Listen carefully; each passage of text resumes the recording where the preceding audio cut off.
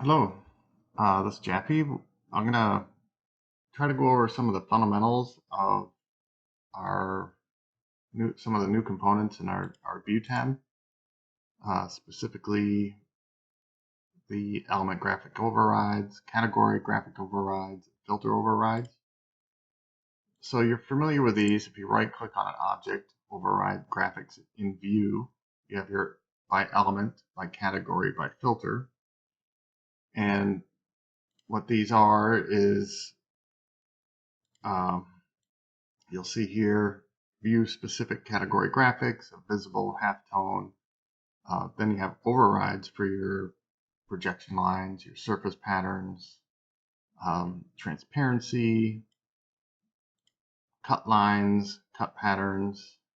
Um, and these are the same things that are available. So if we went over here, change that to green in our visibility display graphics override, you can see here we have our override. So our model categories is the category overrides. Uh, there isn't an element in this dialog, but there is the filters. So we're going to cover just those three right now: element, category, and filter.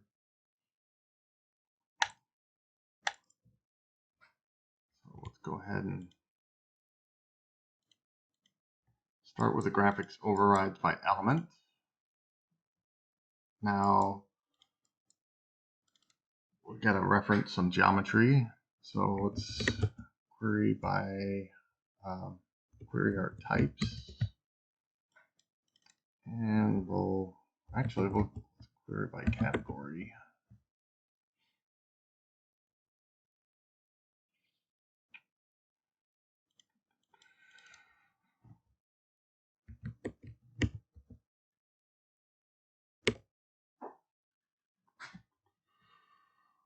Query categories. And we're going to go for just walls.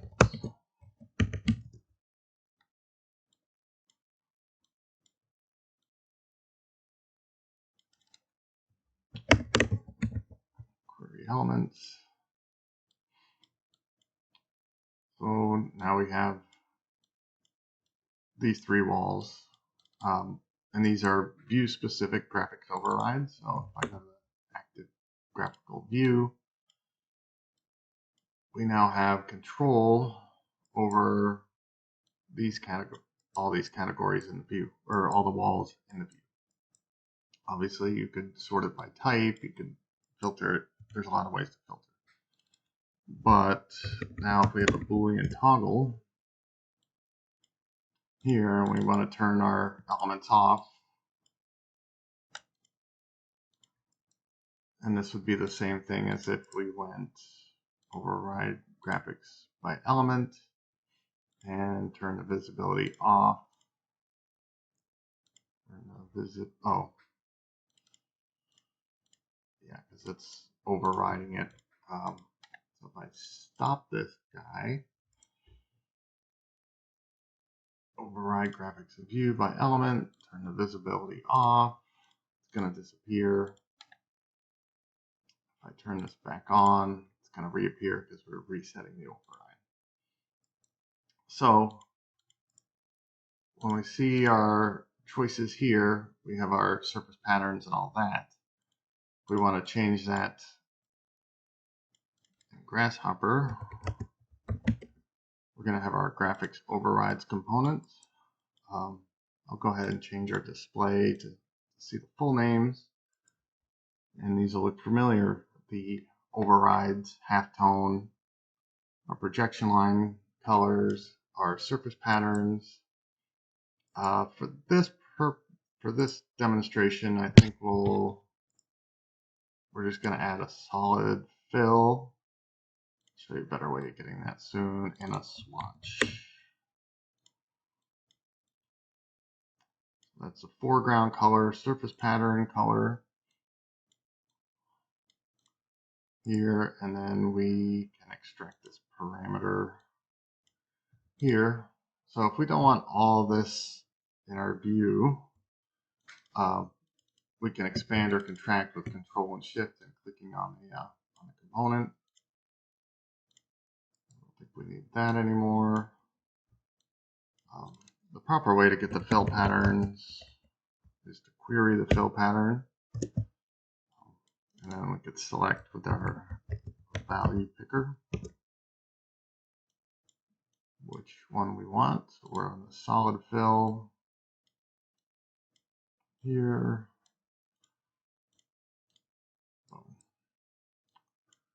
So now we're overriding the color and the pattern of our element object. If we want to turn it off. Key thing to note is that if we wanted to reset to a default, we could just create a blank graphic overrides, and that gets it back to default. So that's our element graphic overrides. So very similar with the categories. Category graphic override. It's looking for a view. Tap Alt, copy that. We're going to have our wall category here. Boolean toggle.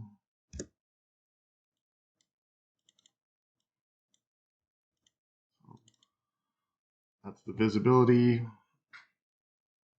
Unchecking, and it's the same thing if we went here and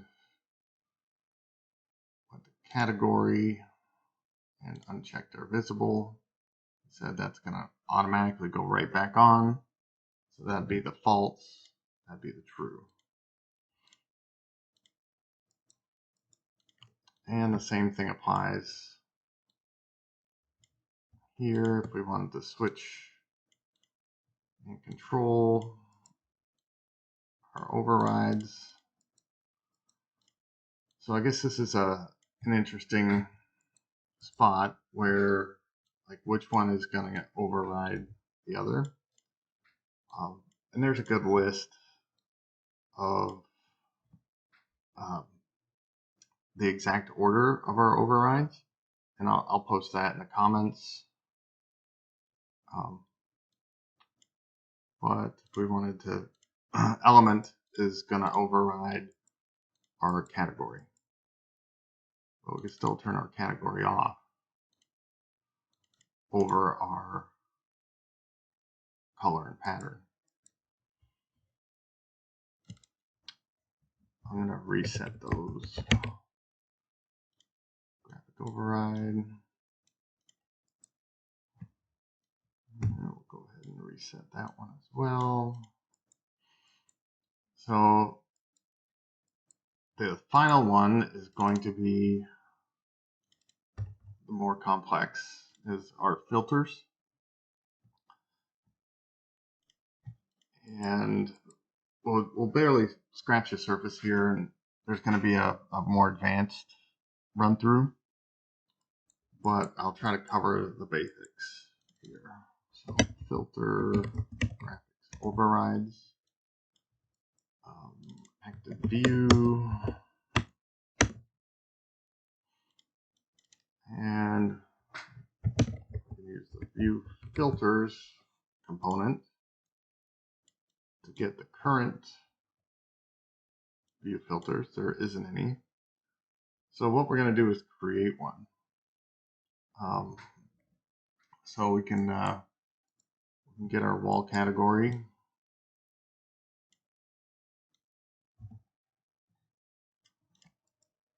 And we're going to add a rule-based filter. We're going to give it a name. Our walls.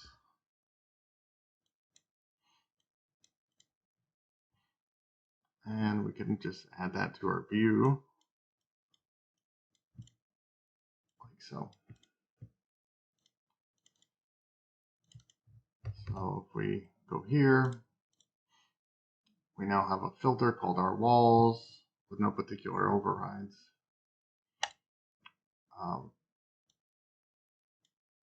To add our graphics overrides, just like before, we're going to have our view, and this time we're going to have a filter. And we'll grab our previous example, add that here, and as you could see, we have our walls with the pattern.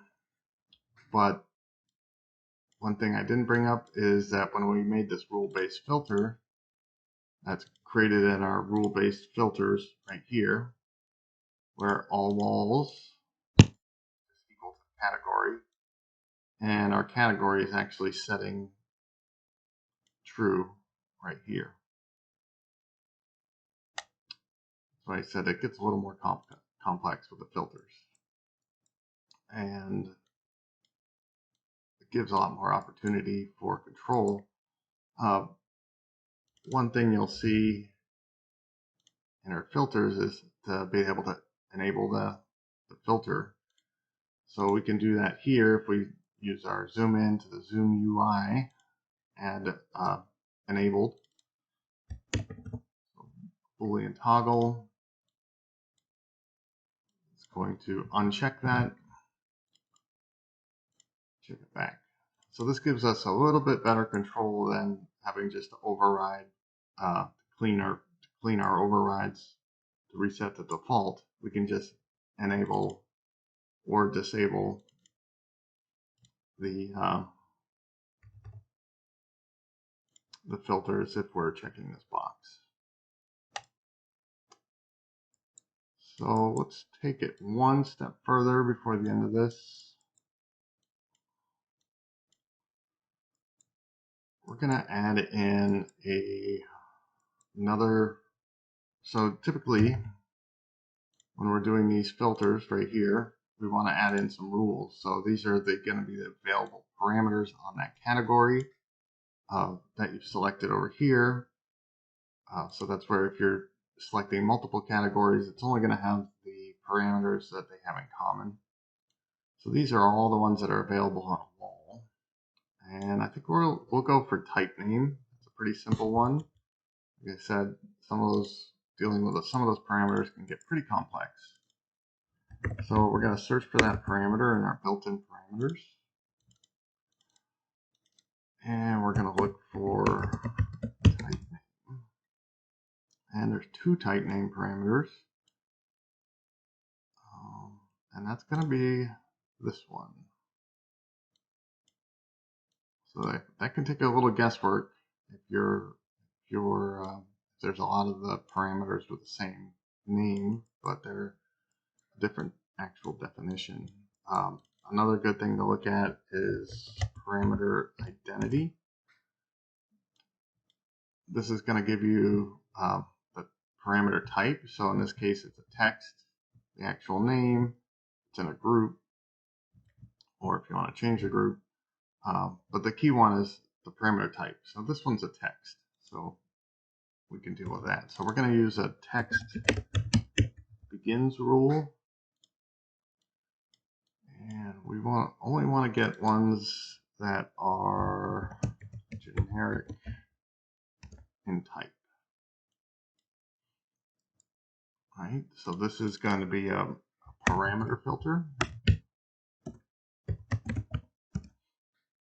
So it's asking for a rule. We've made our rule. And now we can add that to our rule-based definition. So now it's only going to get walls with the type name generic. So if we switched it to anything else, it's going to exclude that from the filter. Any generic wall, it's going to get that filter applied automatically. These are the same filters that if we were going to query types, we could add this parameter filter here and get all walls, other with the name generic in their title that the text begins with. These are the same rule filters that can apply here. So, like I said, these start getting a little more complex. I'm going to do another video. And if we go back to the filter and look at our rules, you'll see that the type name begins with generic.